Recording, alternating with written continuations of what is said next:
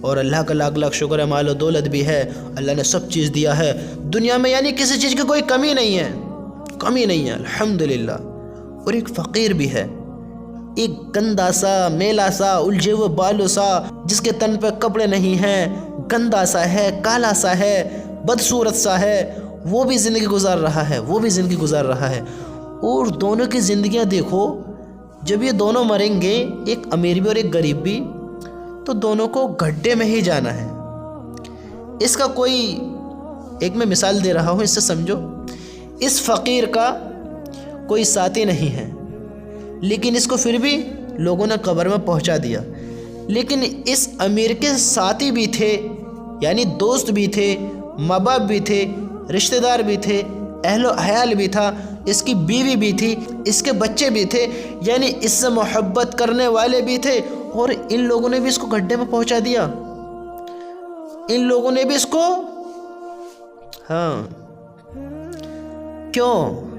کس کے لیے ایسا کیوں کیا؟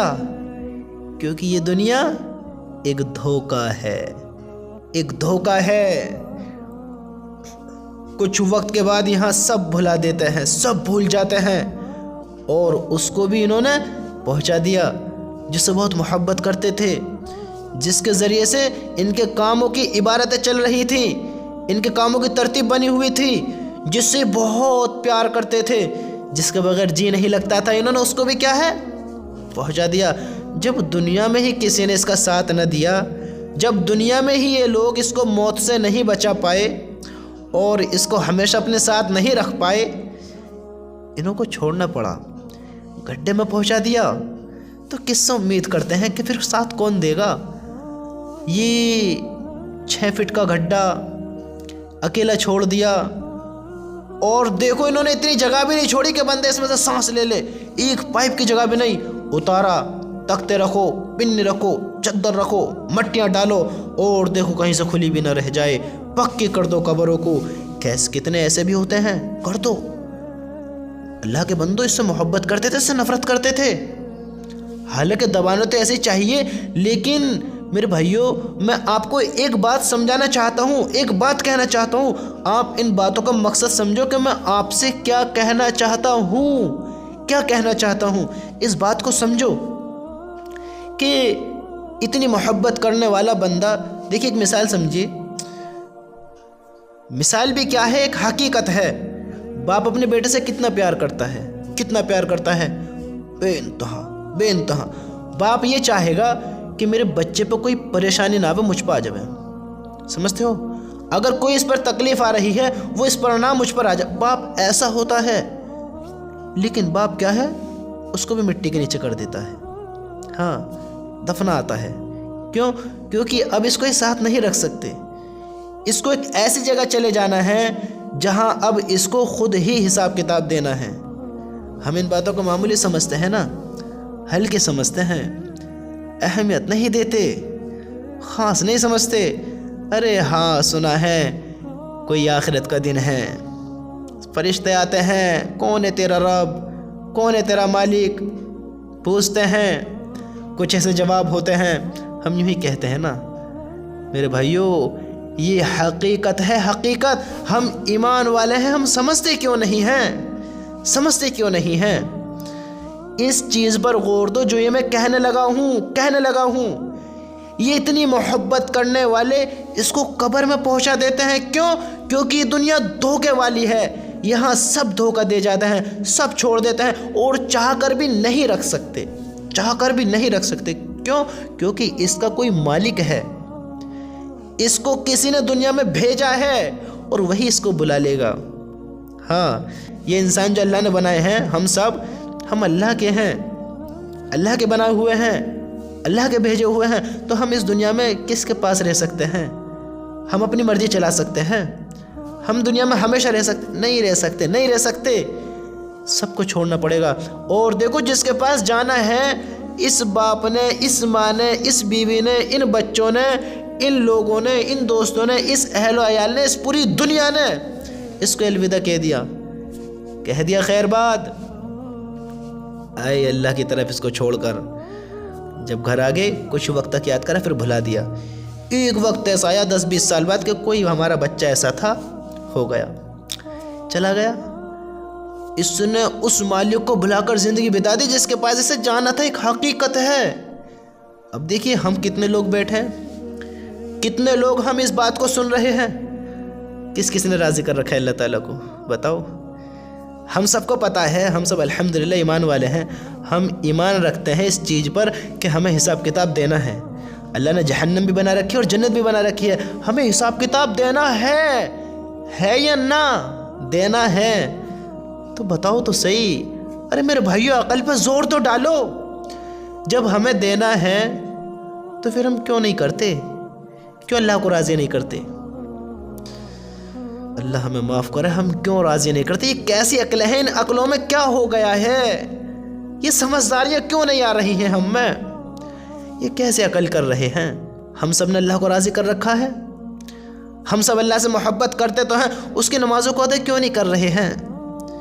اس کے حکم پر زندگی کیوں نہیں بتا رہے ہیں؟ اس کی طرف کیوں نہیں آ رہے ہیں؟ ہمیں نہیں مرنا ہے؟ بتاؤ کتنے ایسے ہیں جو میری اس بات کو سن رہے ہیں، کتنے لوگ ایسے ہیں جن کے باپ کا انتقال ہو گیا، جن کی ماں کا انتقال ہو گیا، کچھوں کے کچھ بیٹوں کا بھی انتقال ہو گیا، کچھوں کے کچھ بیٹی ختم ہو گئی، کچھوں کے کچھ رشتہ دار ختم ہو گئے، یعنی جو اس کے کوئی ساتھ رہنے والا تھا، کوئی قریب رہنے والا تھا، کوئی دور رہنے والا تھا، کوئی اس کا جانکار تھا، کتنے اس کے سامنے چلے گئے، کتنے چلے گئے۔ اور اللہ کی قسم ہمیں بھی پتہ ہے کہ ہمیں بھی چلے جانا ہے، ہمیں بھی اس دنیا کو چھوڑ دینا ہے، ہمیں بھی اس دنیا کو خیر باد کہہ دینا ہے، اپنے اللہ کی طرف چلے جانا ہے، لیکن ہم اپنے آپ کو سمجھدار سمجھتے ہیں، عقل مند سمجھتے ہیں، ہوشیار سمجھتے ہیں، ہم سمجھتے ہیں کہ مجھ سے کوئی زیادہ ہوشیار نہیں ہے، مجھ سے کوئی زیادہ انٹیلیجنٹ نہیں ہے، مجھ سے کوئی زیادہ عقل مند نہیں ہے۔ ہم یہ سوچ کر بیٹھے ہیں اور اس چیز پر غور نہیں ہے کہ میرے اتنے قریبی چلے گئے، کچھوں کے ماں باپ بھی چلے گئے، اور بیٹے کو خیال ہی نہیں ہے کہ مجھے بھی جانا ہے، مجھے بھی اس دنیا کو چھوڑ دینا ہے، اور بندہ بھی نمازوں کی پابندی نہیں کر رہا، وہ بھی نمازوں کی پابندی نہیں کر رہا، وہ بھی اللہ کو راضی نہیں کر رہا، وہ بھی کوئی ایسا کام نہیں کر رہا کہ کل اس کا آخرت میں کچھ حصہ ہو۔ یقین ہے کہ مرنا ہے، لیکن دنیا دنیا دنیا دنیا دنیا، مال کی بھوک، پیسے کی بھوک، عزت کی بھوک، بادشاہی کی بھوک، شہرت کی بھوک، اس چیز کی بھوک نہیں ہے کہ وہ اپنی آخرت کو تیار کرے، اس چیز کی بھوک نہیں ہے کہ وہ اپنے اللہ کی طرف ہے اس کو راضی کرے۔